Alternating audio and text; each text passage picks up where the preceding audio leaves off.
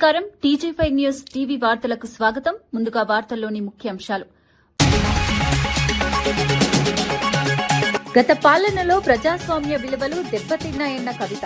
Social media విమర్శలపై అరెస్టుల ఆరోపణ. అహంకారంతో అధికారానికి దూరమయ్యారన్న వ్యాఖ్య. విమర్శలను స్వీకరించే సంస్కృతి అవసరమన్న సూచన. లడ్డూ వివాదంలో మాటల్లో జాగ్రత్త అవసరమన్న నారాయణ. దేవుడిని రాజకీయాల్లోకి లాగొద్దన్న సిపిఐ హెచ్చరిక. భక్తుల విశ్వాసాలపై ఆధారాలు లేకుండా ఆరోపణలు వద్దు అని వ్యాఖ్య. ఆధ్యాత్మిక అంశాలను రాజకీయాల.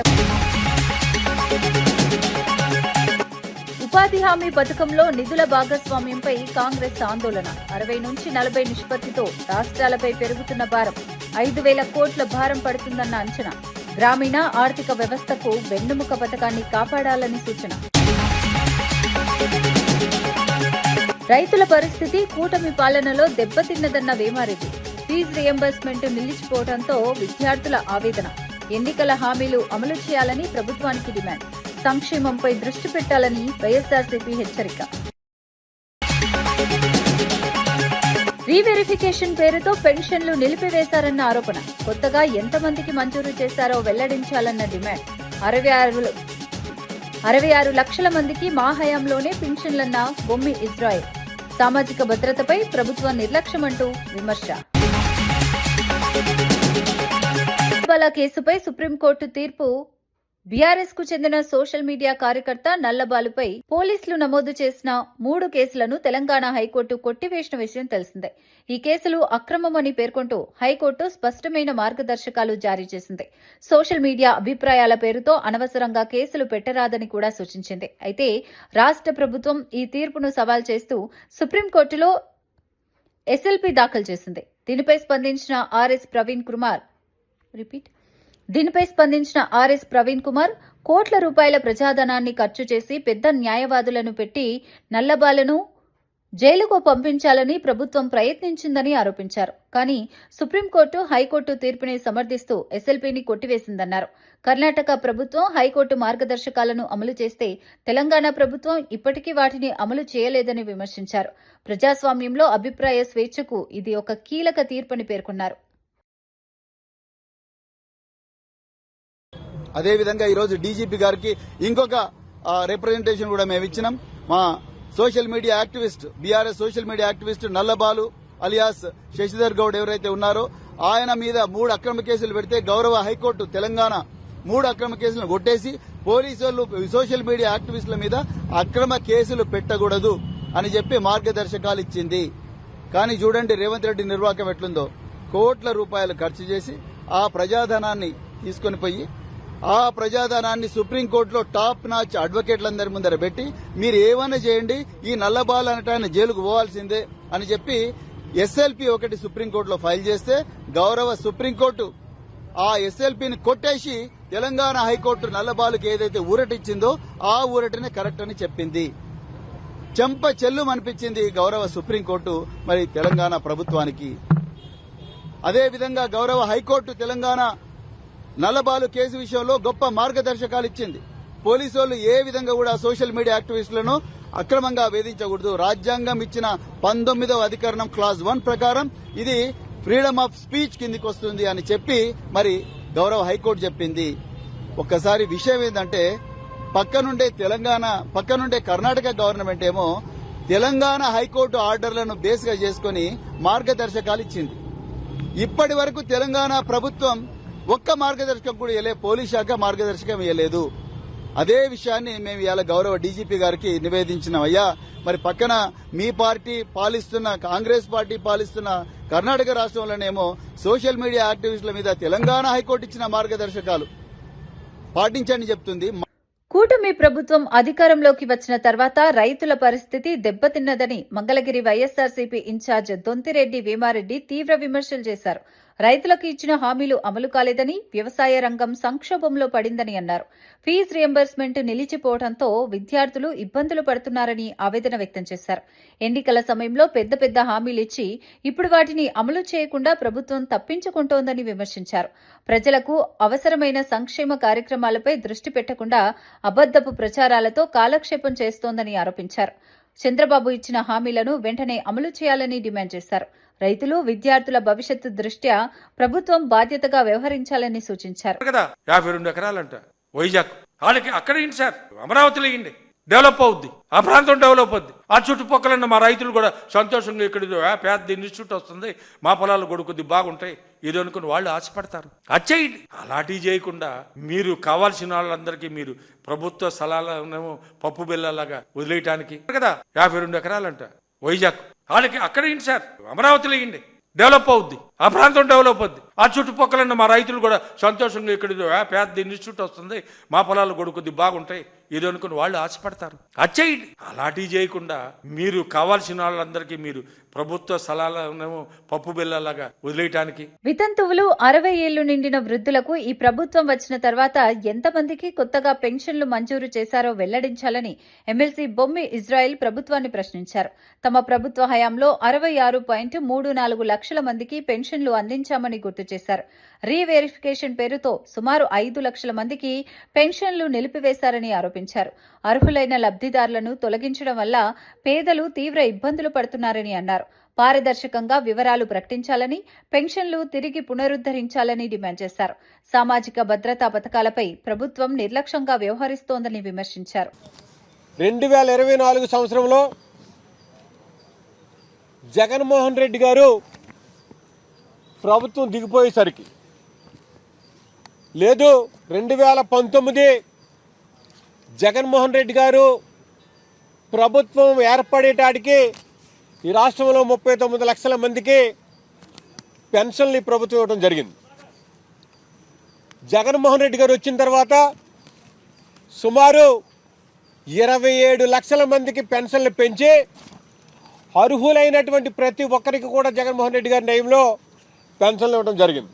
అంటే ఈ రాష్ట్రంలో 66 లక్షల మందికి పెన్షన్లు ఇవ్వడం జగన్మోహన్ రెడ్డి గారి టైంలో జరిగింది.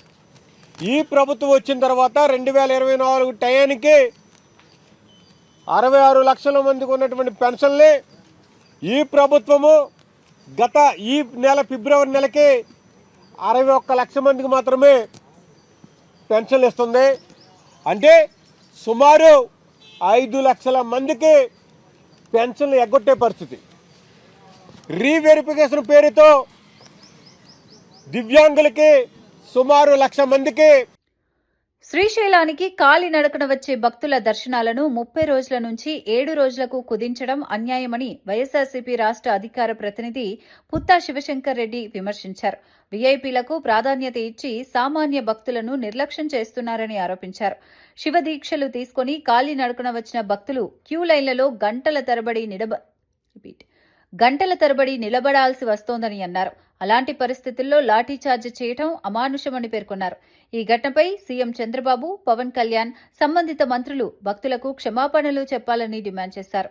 దేవాలయాల నిర్వహణలో భక్తుల మనోభావాలను గౌరవించాలని సూచించారు. మీటర్ల దూరం అడవిలో నడుచుకుంటూ వెళ్లి చెప్పులు లేకుండా ఆ యొక్క స్వామివారి దర్శించుకుంటారని అందరికీ తెలుసు. గతంలో దాదాపు 30 రోజుల పాటు ఈ శివస్వాములకి దర్శన భాగ్యం కల్పించేటువంటి ఏర్పాట్లు జరిగేటివి. ఈ సంవత్సరము ఆ 30 రోజులని కాస్త 7 రోజులకి కుదించి, ఆ 7 రోజులకు కుదించినప్పుడు మనకందరికీ తెలుసు, సామాన్యమైనటువంటి భక్తుడికి, ఇల్లిటరేట్ కూడా తెలుసు ఏంటంటే 30 రోజులు వచ్చే వాళ్ళు 7 రోజులకే కుదిస్తే ఆ యొక్క కూడలంతా కూడా 7 రోజులకే వస్తారు కదా అనేటువంటిది. ఆ జనాలంతా కూడా 7 రోజులు వస్తారని తెలుసు. కానీ ఎటువంటి శ్రద్ధ లేకుండా, దేవుడంటే భయం లేకుండా, భక్తి లేకుండా, అవగాహన లేకుండా ఆ 7 రోజులు కూడాను మొత్తం ఆ శివస్వాములు గాలికి వదిలేశారు. తెలుగు రాష్ట్రాలే కాదు, తమిళనాడు, కర్ణాటక నుంచి కూడా వేలాది మంది భక్తులు ఆ యొక్క మల్లన్న స్వామి దర్శనం కోసము శివస్వాములు అందరూ వస్తారు.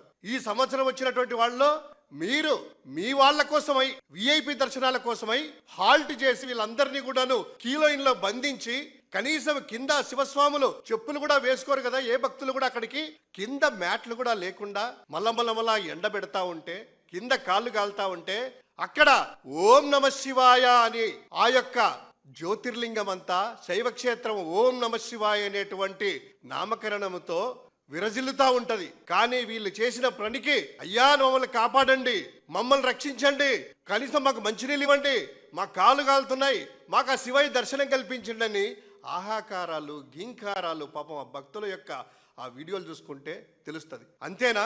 ఇటువంటి సందర్భంలో కనీసం మానవత్వం ఉన్నోడు కానీ, హిందూ ధర్మం అంటే భయం ఉన్నోడు కానీ, దేవుడు అంటే భక్తి ఉన్నోడు కానీ చేసేటువంటి చర్యలు ఏంటయ్యా అంటే కనీసం వారికి మంచినీళ్ళు ఏర్పాటు చేయడమా యుద్ధ ప్రాతిపదికన.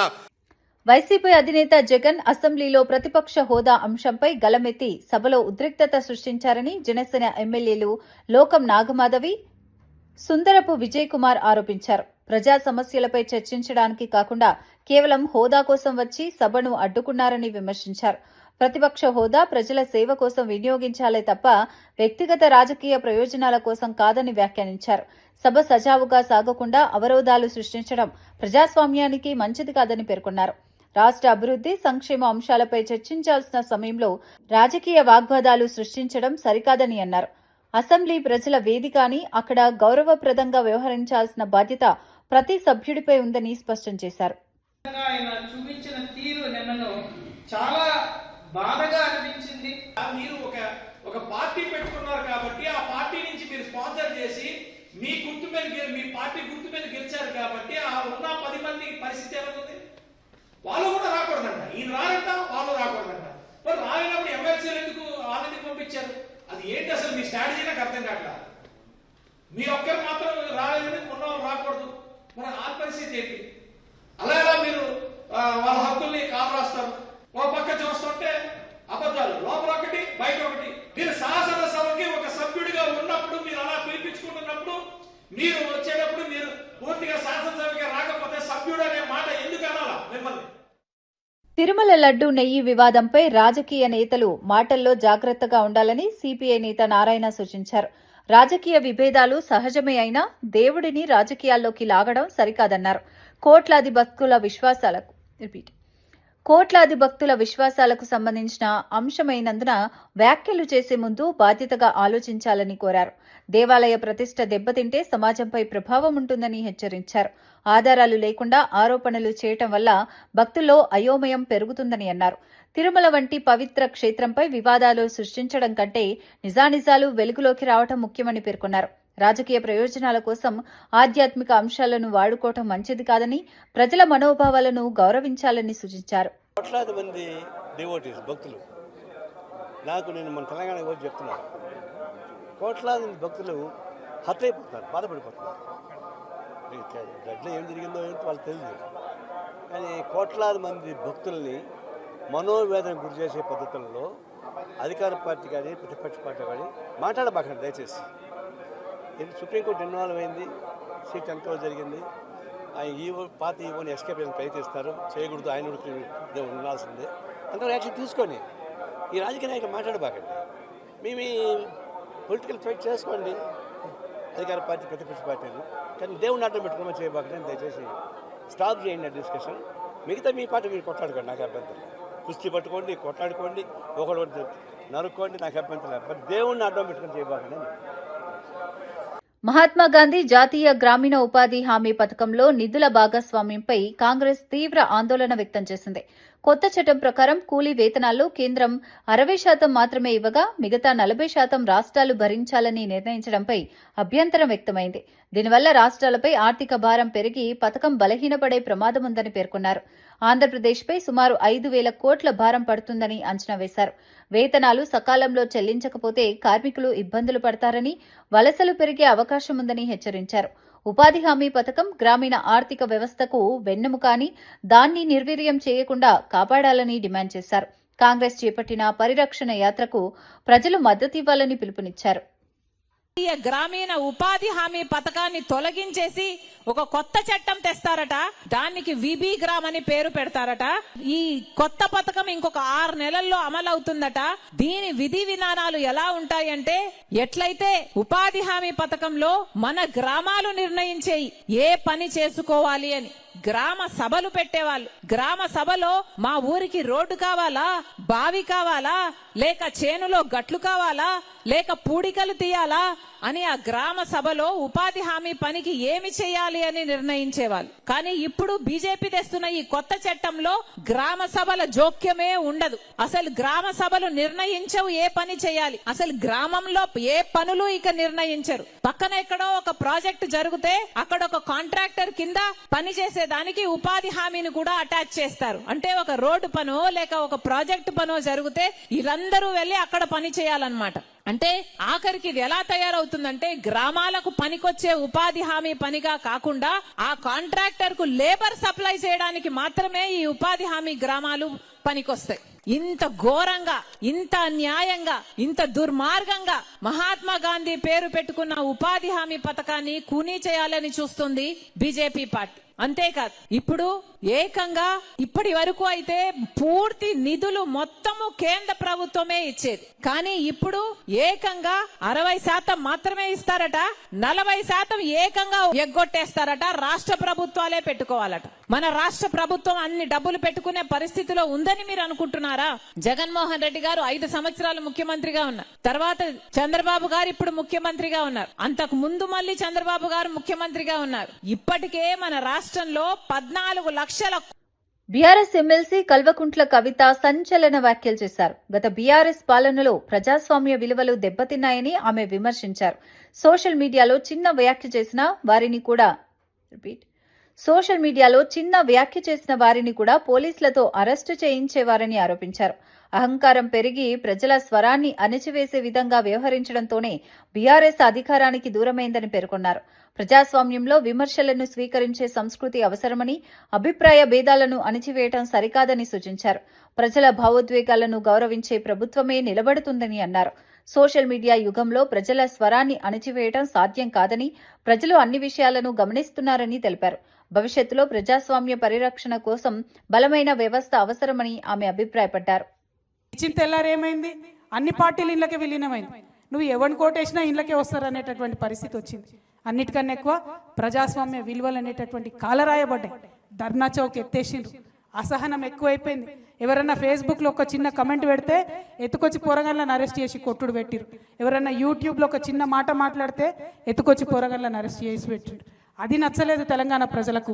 అందుకే అధికారానికి దూరమైన అహంకారం అనేటటువంటిది, ఆ యొక్క సహనశీలత లేకపోవడం అనేటటువంటిది కరెక్ట్ కాదు. హైదరాబాద్ మాదాపూర్ పరిధిలోని కానామెట్ సర్వే నెంబర్ 55లో హైడ్రా చేపట్టిన కూల్చివేతలతో ఉద్రిక్తత నెలకొంది.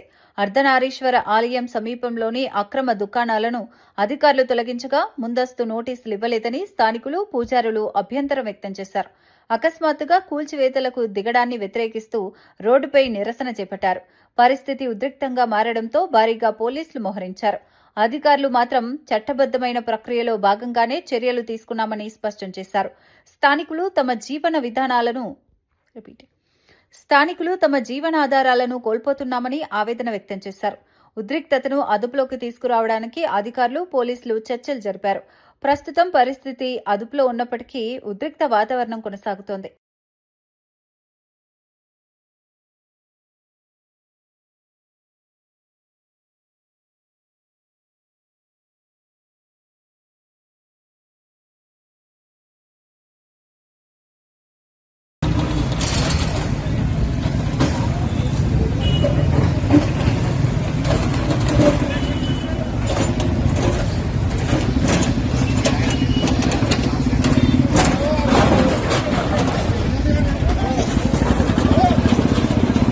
ఖమ్మం జిల్లా వైరా ఆర్టీసీ బస్టాండ్లో అర్ధరాత్రి మద్యం మత్తులో యువకుల మధ్య ఘర్షణ చోటు చేసుకుంది.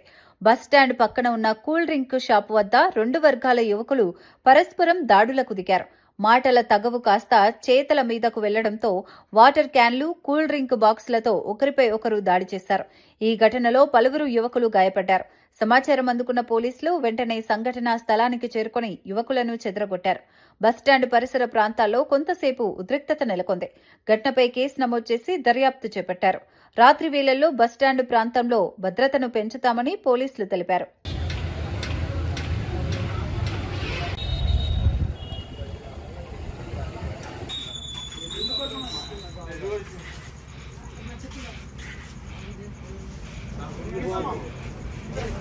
కడప నగర మేయర్ పాక సురేష్ కుమార్ సర్వసభ్య సమావేశంపై వివరణ ఇచ్చారు. గత 3 సంవత్సరాలుగా కలిసి పనిచేసిన కార్పొరేటర్లను మిత్రులుగా సంబోధిస్తూ మాట్లాడారు. గత సమావేశాల్లో ఎజెండా అంశాలు ఆమోదం పొందకపోవడం వల్ల వాయిదాలు పడ్డాయని తెలిపారు. హైకోర్టు ఆదేశాల మేరకు అజెండా అంశాలను రికార్డు చేయాలని కమిషనర్కు సూచించామని చెప్పారు. 15వ ఫైనాన్స్ నిధుల అంచనాలు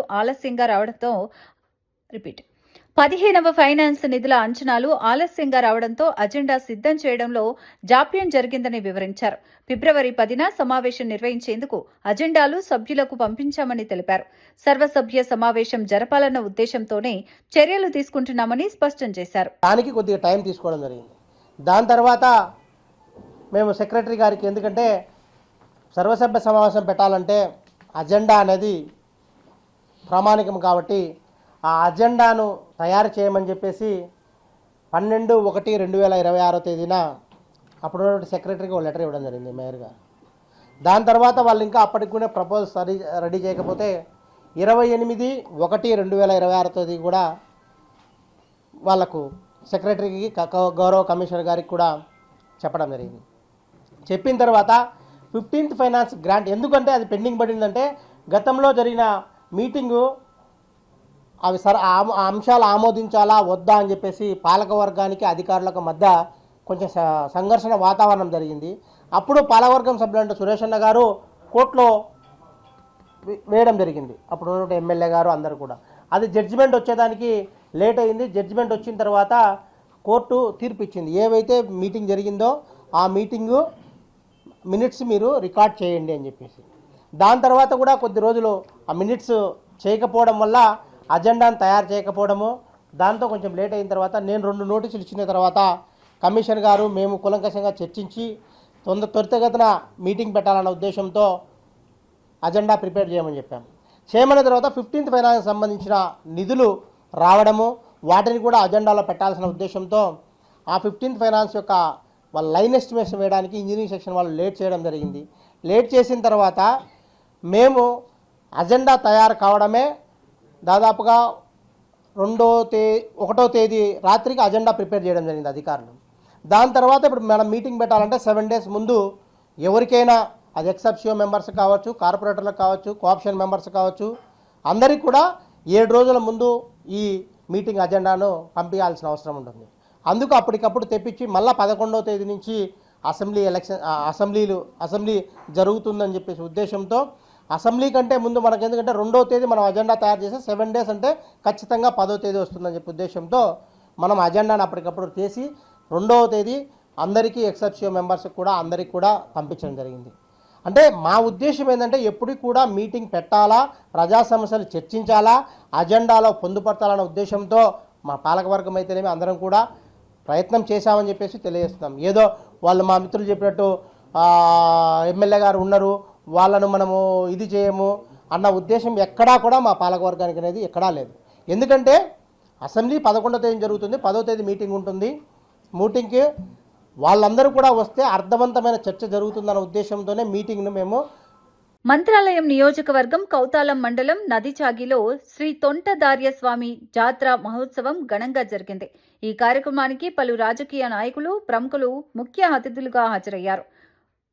పరమ పూజ్య డాక్టర్ సిద్ధలింగ మహాస్వాములు అతిథులను ఆశీర్వదించి జ్ఞాపికలు అందజేశారు. సామూహిక వివాహాలు నిర్వహించగా వేలాది మంది భక్తులు పాల్గొన్నారు. కర్ణాటక, ఆంధ్రప్రదేశ్ నుంచి భక్తులు భారీగా తరలివచ్చారు. భక్తులకు దాసోహం ఏర్పాటు చేసి అన్నప్రసాదం పంపిణీ చేశారు. ఆధ్యాత్మిక వాతావరణంలో కార్యక్రమం కొనసాగింది. భక్తులు స్వామివారి దర్శనం చేసుకుని ప్రత్యేక పూజల్లో పాల్గొన్నారు. జాతరను విజయవంతంగా నిర్వహించేందుకు నిర్వాహకులు అన్ని ఏర్పాట్లు చేశారు.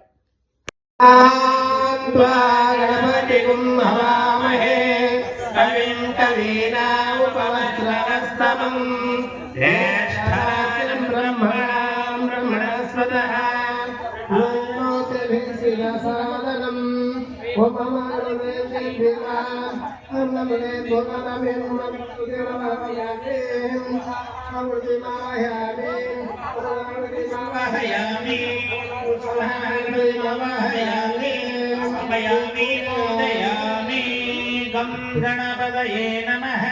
ఆపోస్తామి